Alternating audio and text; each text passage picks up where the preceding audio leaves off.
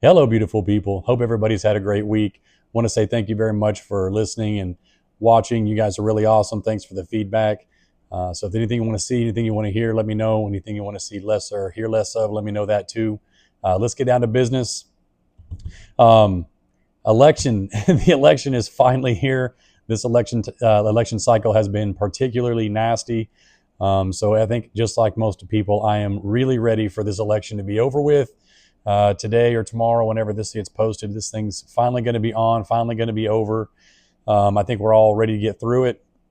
It's been pretty interesting the past week or so. It's gotten pretty nasty, mudslinging from both sides. But some of the key things that have happened in the past week or so, um, and I guess one thing I'll mention is the media, mainstream media, legacy media, whatever you want to call it, TV news has made a really strong effort over the past couple years to paint Donald Trump as a bad person. So obviously, none of us know him personally, so we can only go off of what we hear from other people. I don't know him personally. You don't know him personally. Most of the people that talk about him don't know him personally. So it's pretty much just going off of what people say. And one thing that has happened, or a couple things have happened in the past week that made me wonder that if Donald Trump is this horrible, awful person that the media says that he is, do they not think that we are smart enough to figure that out on our own? Why does the media feel like they have to repeatedly tell us that he's bad, why he's bad, all these issues and all these problems?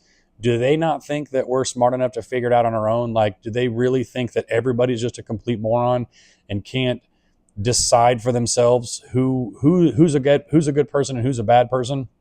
I just think it's strange that they try to paint Donald Trump to be this person when, like, for example, in the past week or so, I guess the Donald Trump rally at Madison Square Garden, which actually, it's crazy to think about, but these Donald Trump rallies have kind of been kind of a cult thing for the past couple of years while he's running for president. And there's not going to be any more of those. So that's pretty wild to think about, that all these rallies that he's been having that's the last one. Those things are gone. So it's almost like a band going into retirement. They don't have any more concerts. Like, now there's going to be no more Donald Trump rallies. The last one was the last one. They're over with. There are no more. But anyway, he had a rally at Madison Square Garden in New York. And it was just odd to me that the media kept trying to draw parallels between, I guess, a white nationalist or Nazi rally that was held there like 100 years ago or 90 years ago or something. Like, that's a pretty strange comparison to make to me. Like, I don't, I don't live on my phone and pay attention to media all day, every day, but Donald Trump was president for 4 years, and I don't recall any of the stuff that they say about him, about being, a dictator, about being a tyrant, about being Hitler, about being a Nazi. Like, that's crazy. And on top of that, they made this whole rally seem like it was a Nazi rally. Like, there were just, you know, skinheads everywhere. Like, it's crazy to me that that's how the media made this event seem or sound to the outside public and to people watching. And at the rally, there were people from all over New York, all over the country, probably, but white, black, Jewish, Hispanic. I think they had a black lady sing the national anthem. Like, that's like the oddest that's the oddest Nazi rally that you could possibly imagine. Like, how does the media paint this picture of a Nazi rally, compare it to a Nazi rally that happened 90 years ago, just because it happened at the same location? And actually, it wasn't even the same location. Madison Square Garden's been, rebuilt and moved like 4 times since then. So not even in the same building. It's just still called Madison Square Garden. But there's been tons of other political rallies. I believe there was even a Democratic National Convention held at Madison Square Garden like 20 years ago. So it's just so strange that the media will try to connect dots that don't go together, and they just say it over and over because they want to paint Donald Trump as this bad person. Again, I'm not even saying he's a good person, but let us decide for ourselves. Let us decide if he's a bad guy or not, and let us use his merits and his words to determine if he's a good or bad person or not. Another thing happened in the past couple of days was, I don't even know who he was talking to, but they ran this clip of, or they were saying that he wanted to have Liz Cheney put in front of a firing squad. And like that's a crazy, absurd thing to say. So as usual, when I hear something crazy or absurd about Donald Trump, I don't trust what mainstream media says. I go find the source material. I go find what he actually said. And to sort of unwind or rewind this thing, this actually was something that I had to learn during COVID while he was president. I would hear these stories about, oh, Trump said you should inject yourself with bleach. I'm like, that's pretty absurd. What did he actually say? And I would go find the source material, and that's not at all what he said. And this pattern sort of emerged, and it's strange to me that as somebody that, as a casual observer, you just notice patterns. And the pattern is Donald Trump will say something, the media will twist it, tweak it, shine a certain light on it from a certain angle, from a distance, and make it sound, they'll just kind of all lockstep get in line with this narrative that, oh, Donald Trump is a Nazi. Donald Trump said he's going to put Liz Cheney in front of a firing squad. And that's not at all what he said. I'm sure most of you saw the clip or heard it, but it's just crazy that the media thinks that everybody's just so stupid that, one, we can't form our own opinion on who or what Donald Trump is as a president, as a person, as a candidate, or whatever the case is. They think we're too stupid to figure it out on our own. And then they also think you're too stupid to realize that they're not telling the truth. Like, they think you're extra stupid. Like, do they not understand that the internet exists? Like, we can go find the actual information. Whatever it is that they're saying, you can just go see if that's real or go see if that's true somewhere else. And unfortunately, they have the mainstream media's resistance against Donald Trump has sort of built him into their opposition to him has sort of created this, almost made him bigger and larger than life because of the way they've treated him. Because had they not have done what they've done to him, then he probably would have had some competition at the Republican National Convention. He would have had at least some competition at becoming the Republican nominee for president. But the media sort of built this animal. Like, they brought this on themselves, and now they're mad that people are voting for him. It's like so crazy. And then the people that are going to vote for him, they'll call you Nazis, they'll call you white supremacists, they'll call you garbage. I mean, and then that's even the best part. There's always this this narrative around Trump, especially while he was president or when he was running in 2020. There's always these articles run, and I call them hit pieces, but whatever you want to call them. There's always these articles about Trump, about what a terrible person he is and what he said behind closed doors and what he said 20 years ago and what this general in the military says he said back then, or whatever the case is. There's always this, and there's always these anonymous sources. They'll publish an article, and in the article, oh, anonymous sources, anonymous sources, anonymous sources. It's always somebody anonymous. There's never a name or a face or an actual event. Like, there's never an actual thing. It's just a bunch of anonymous sources said that Trump said this, and then the media goes and reports it. To me, that's gossip. How do I make a educated, informed voting decision on gossip? Like, you're just saying somebody that you refuse to name, or they won't put their name on it. So how do we even know this person's real? So as far as I'm concerned, you're an unknown person, which may not be a person at all. Now there's this story. It's uncorroborated. We just have to take the journalist's word for it that this is true and accurate. This is what actually happened. And on top of that, the journalist wasn't there. So how are they corroborating this story from anonymous sources? And then it gets published. Then the media runs with it. So now there's this narrative out there that, Trump said this. And one of the ones that you hear all the time is that he called military veterans or people that died during combat suckers and losers. Like, I can't find the actual source material for where he said that. It's, oh, well, this person said that Trump said this behind closed doors at this time.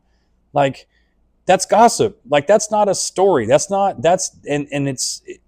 turn it into a story. Like, this is not journalism anymore. These aren't even reporters. They're not even reporting the news. They're creating news. They're making news.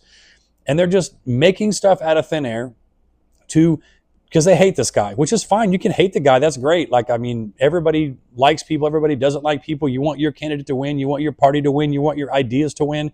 And you don't want the other guy to win.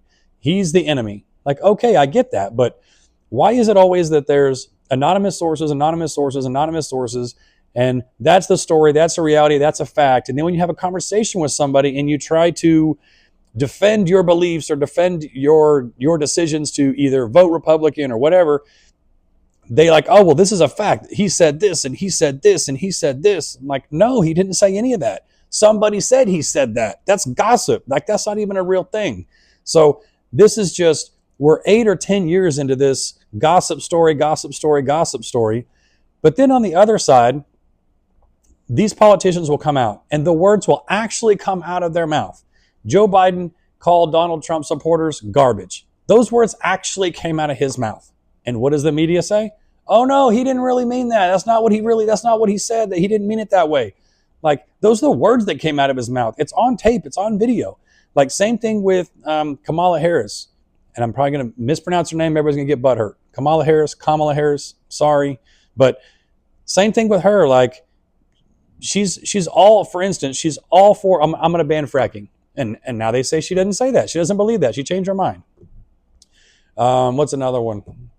Oh, she wants to do a mandatory gun buyback on assault rifles, which again, you can go into the definition of assault rifles all day long, but just the fact of the matter is she's repeatedly said over and over that she is all for a mandatory gun buyback program. Okay, so no matter what you want to hear out of those words, but that's a word salad. A mandatory gun back program basically means the government's going to buy your guns back. Mandatory. They're going to take them from you. Like, to even think in any world that is cohesive to the Second Amendment is non-existent. There is no parallel. Those things do not connect. But the fact of the matter is, she said it multiple times, and now during this campaign the past month, she's pretending like, oh, I'm a gun owner. I'm a gun owner. I'm a gun owner. We're not going to take your guns. We're not going to take your guns. You're on tape. It's on tape. Your mouth is moving, sound is coming out, and you are mandatory gun buyback. And then when people say that, they're like, no, that's not what's happening. No, she's not going to do that. No, that's not what, I mean, it's so bizarre that you can see somebody on tape, on video, with their mouth moving and words coming out, them saying the actual thing that they mean. And then when you hold their feet to the fire, they back off of it. And it's not true. It's not real. You're a conspiracy theorist. But on the other side, something that didn't get said gets reported as if it did get said by anonymous sources, and that's a fact somehow. No, that's exactly, no, Donald Trump said this. Donald Trump said this. That Donald Trump wants to do this. It's just so crazy. We live in bizarro world. We live in upside down land. Like, I'm really, really, really, really ready for this election to be over with. So I know many of you are ready for this thing to be over with too, and I'm just rambling at this point, but it's totally frustrating to be gaslit and told that what you can see with your own eyes, what you hear with your own ears, what you experience in your own day-to-day life, you're being told that that's not real, that's not legitimate, and that's not what's happening. And it's crazy. It's crazy. I went on a coffee date with a woman a couple days ago and found out very quickly we have very different beliefs, which is cool. That's fine. Like, we're just different people. We get our information from different places. We have different backgrounds. Everybody's entitled to their own beliefs. But you could tell, like, this interaction got very quickly turned into her making sure I don't believe certain things. Like, it was very unusual, her approach. Like, kind of like probing and prodding to see if, like, how I feel about abortion laws and how I feel about Donald Trump and how I feel about Project 2025. And I just, like, I was just so disinterested. I was just like this. I mean, I guess people are free to believe whatever they want to believe. It's just crazy that this is the world that we live in, that people just run around with, like, false information in their head. That's their programming. I'm getting sidetracked and trying to run too many thoughts through my head at one time, but I have a couple of people, friends, people I know on Facebook that are very far left, very, very, very far left. And I have some people on there that are very far right. I think I might have talked about this a little bit before, that there's somebody I follow on Twitter, don't know him personally. It's not Twitter, it's X now, but somebody that I follow on X that is always posting like goofy clickbait stuff. Like this guy's like super far right, like as far right as you can possibly imagine, like in a human being. Always posting like clickbait stuff. Like an example would be, and this is one of the ones that drives me crazy because it's just, like I said, it's clickbait.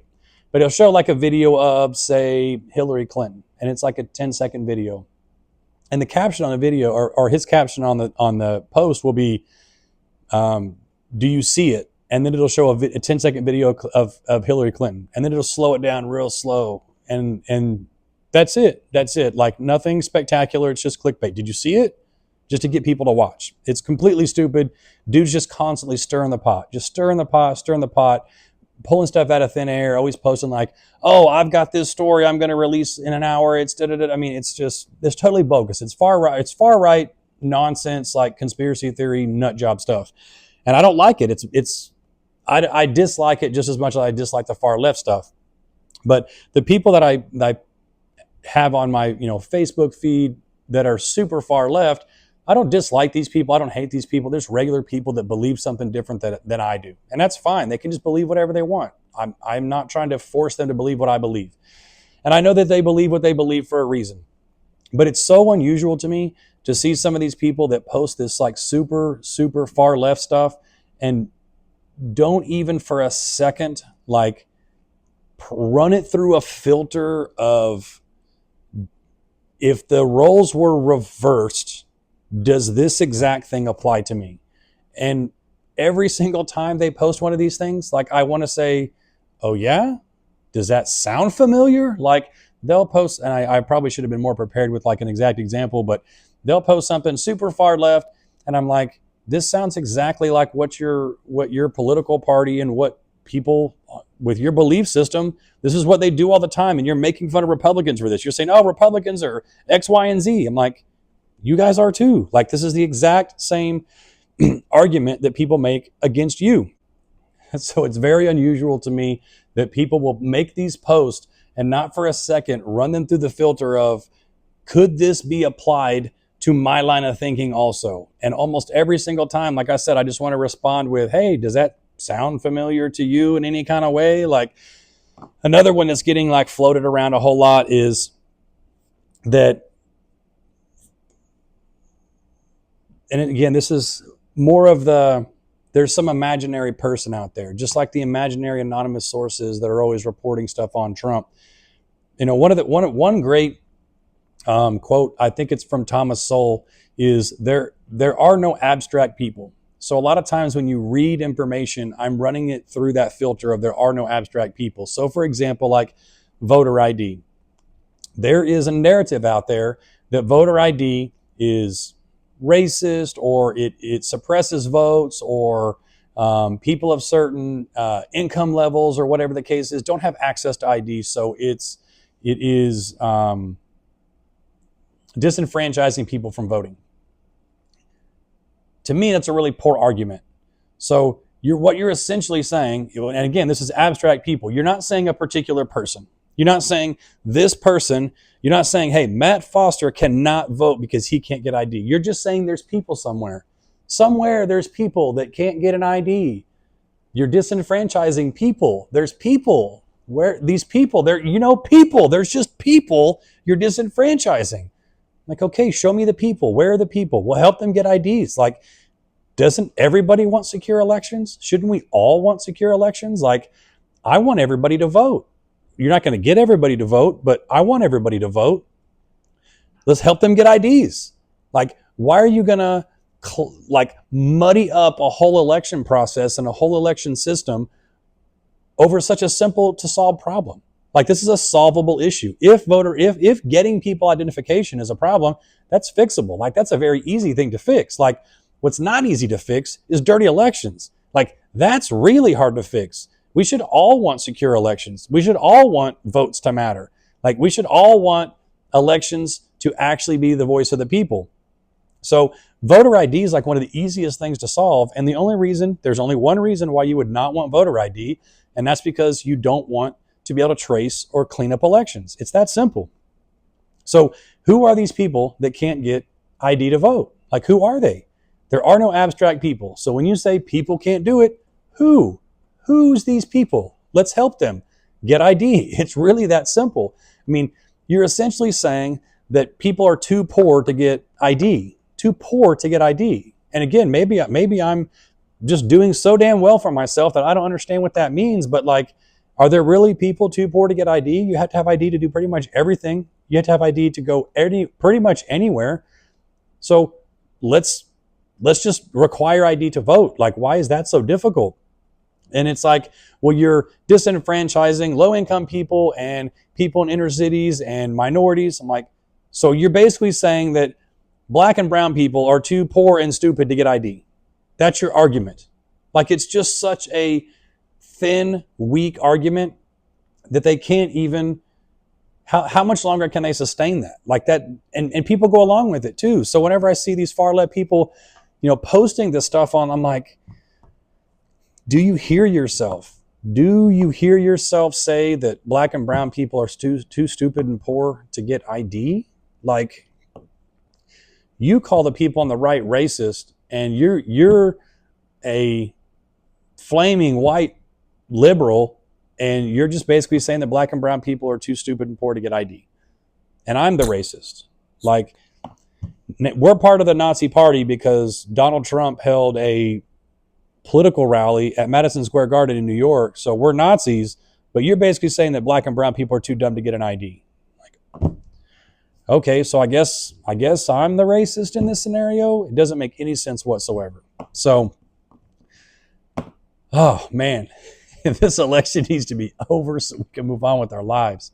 And then there's times where I wonder if, in my mind, I'm too critical or too far gone when it comes to my dislike and distrust of the media, my dislike and distrust for government agencies and bureaucracy. Like, I wonder, like, am I just too jaded by the research that I've done on all the bad stuff that the government's done? I mean, CIA planes crashing with cocaine on them, stuff like that. Like, am I just too jaded by that stuff to think that I know the government's not all bad, but I believe the majority of it's bad. And that doesn't mean any particular person for the government. I just mean large organizations that have no accountability, that are drunk on power, can very easily be overtaken by power-hungry people and used for evil, used for bad. Like that's a possibility. That's a thing.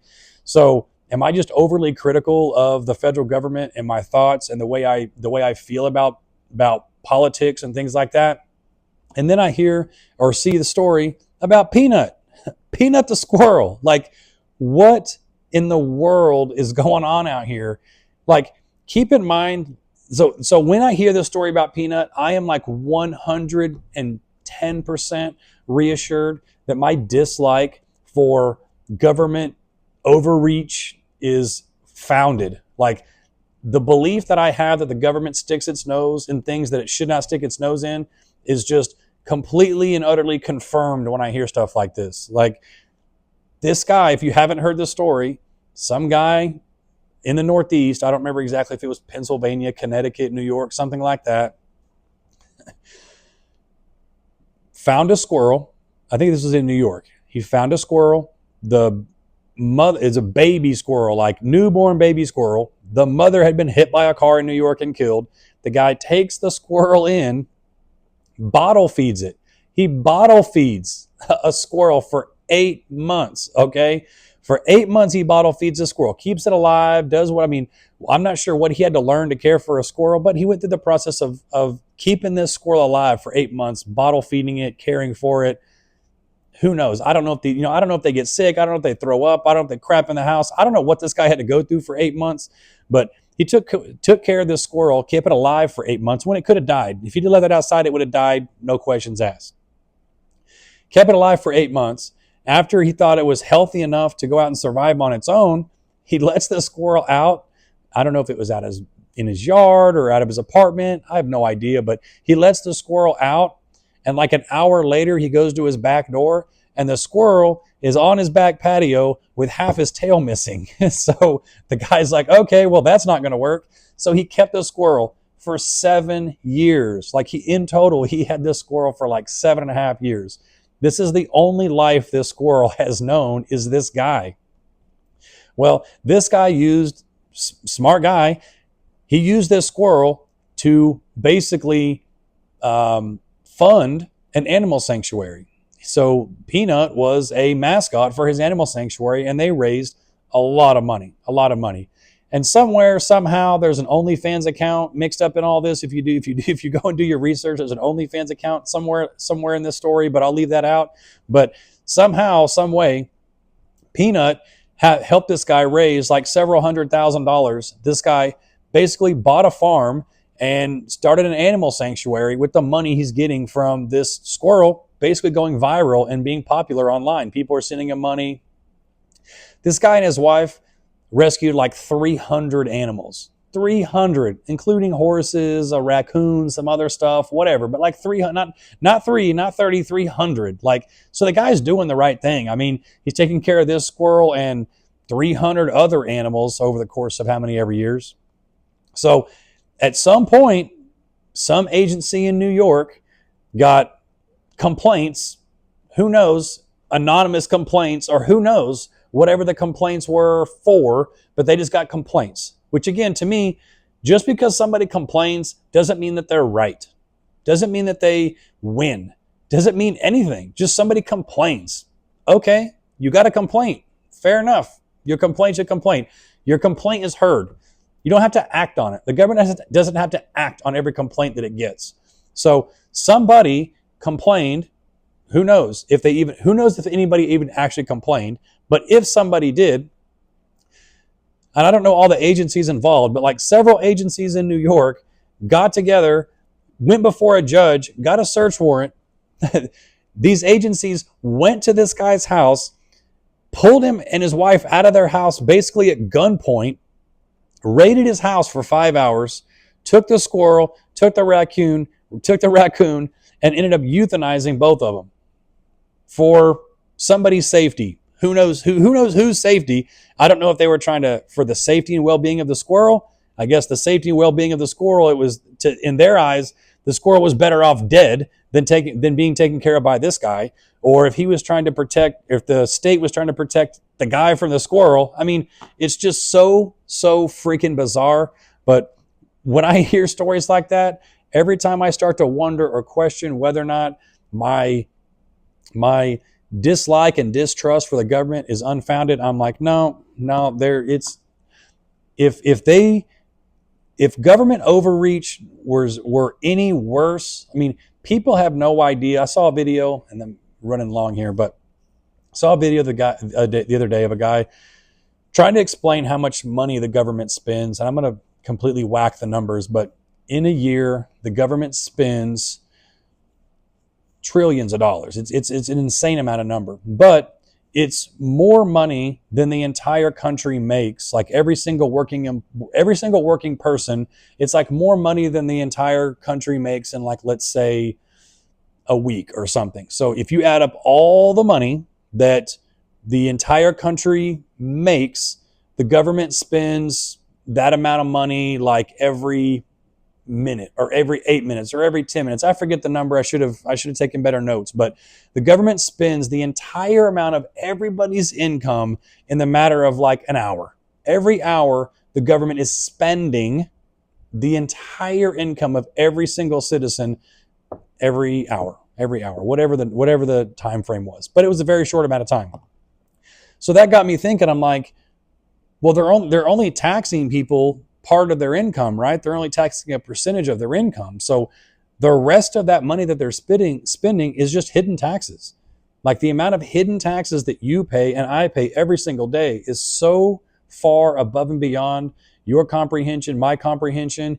It is absolutely insane. They're spending trillions and trillions and trillions of dollars, and they're just blowing it. It is so insane, so crazy. And nevertheless, they find some way to use your tax dollars to raid some guy's house and kill 2 of his animals that he's rescued. There you have it. Like that's the priority of our government, is to raid people's houses. And if you don't, and this is as dumb as it could possibly be, but if you don't think something like this could happen to you, it's going to. It's going to. Something crazy is going to happen to you. It will. What else? I thought I had one more. Definitely ready for this election to be over with. It's frustrating. It's chaotic. Oh, and I'm not going to tell anybody to vote who to vote for, but the election is, whatever you want to call it, today, tonight, tomorrow, whatever. I'm not going to tell anybody who to vote for. I have a feeling, and I hate predictions, but I have a feeling, my personal opinion is that Trump won the last election by a landslide. That's just my personal opinion, okay? And whether you go off of actually counted votes, I think that if I do not believe, but if every single one of those votes was legitimate, I do not believe that that's how the election would have shook out if the media and journalists were journalists and actually did their job prior to the election. I think the way public perception was handled prior to the election, it swayed enough votes for it to go the other way. So if the votes were legitimate, I don't think they were, but let's just say they are. I think the election swung to the left because of the way the media handled information prior to the election. So this time around, my prediction is that in similar fashion, Trump is going to win this election, and they're just going to keep counting until he loses. They're just going to keep counting until he loses.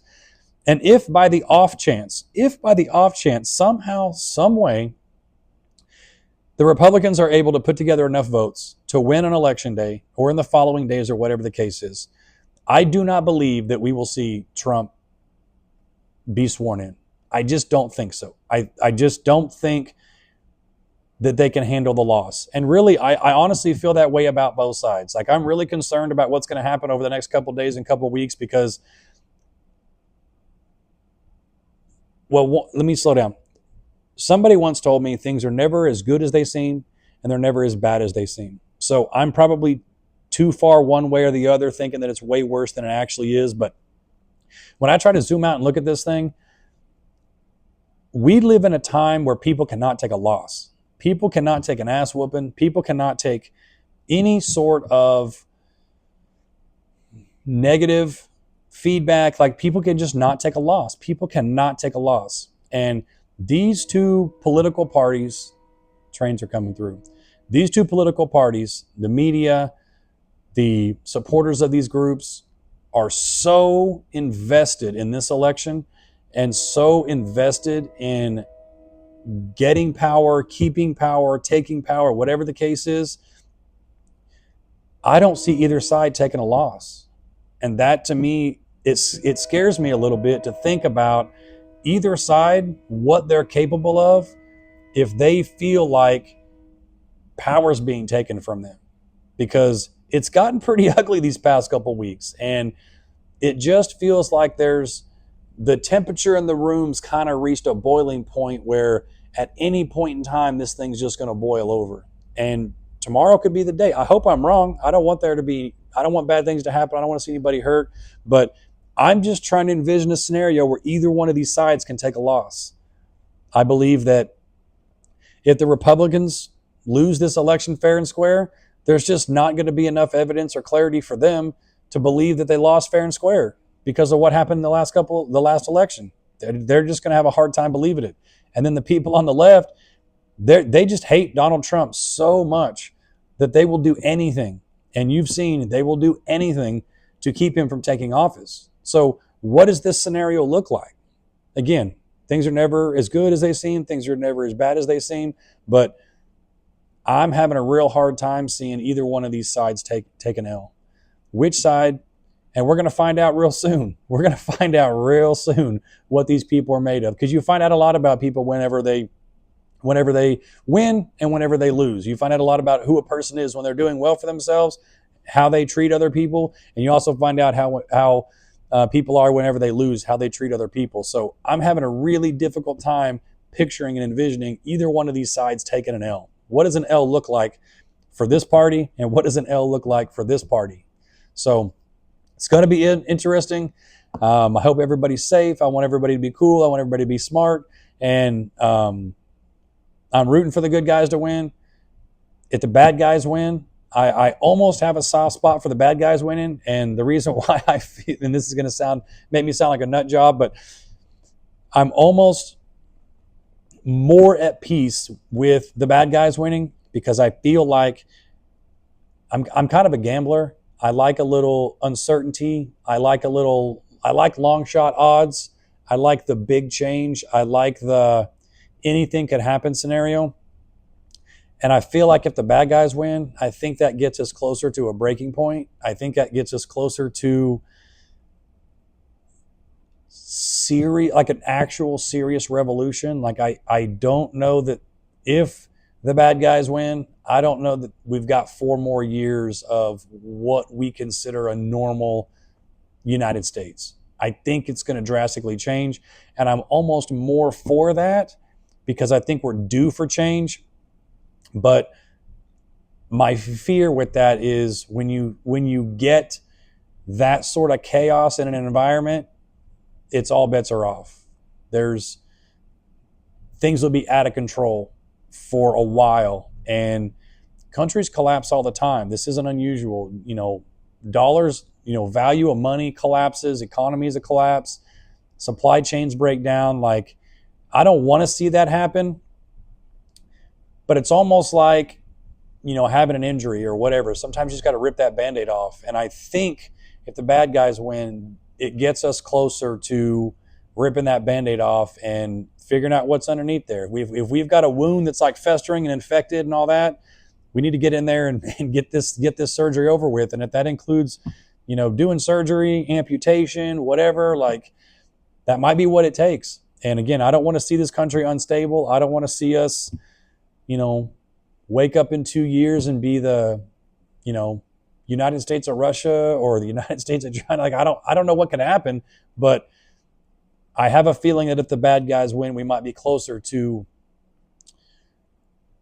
like a triage intervention surgery that this country really, really needs, where if the good guys win, it's going to be a boxing match for the next 4 years. We don't really make any progress, and we just continue to circle the drain because we've got one political party hindering the other political party because the bad guys don't want the good guys to win. They'll do anything to keep the good guys from winning. So I know I just said a bunch of mumbo jumbo right there. I hope it made some kind of sense, but it's almost over. Thank goodness. I'm ready. So ready for this to be over. So ready for this to be over. So much more to life, so much more going on, so much more to talk about. So hope you guys are good to each other. Take care of each other. We'll see you soon. Love you. Bye.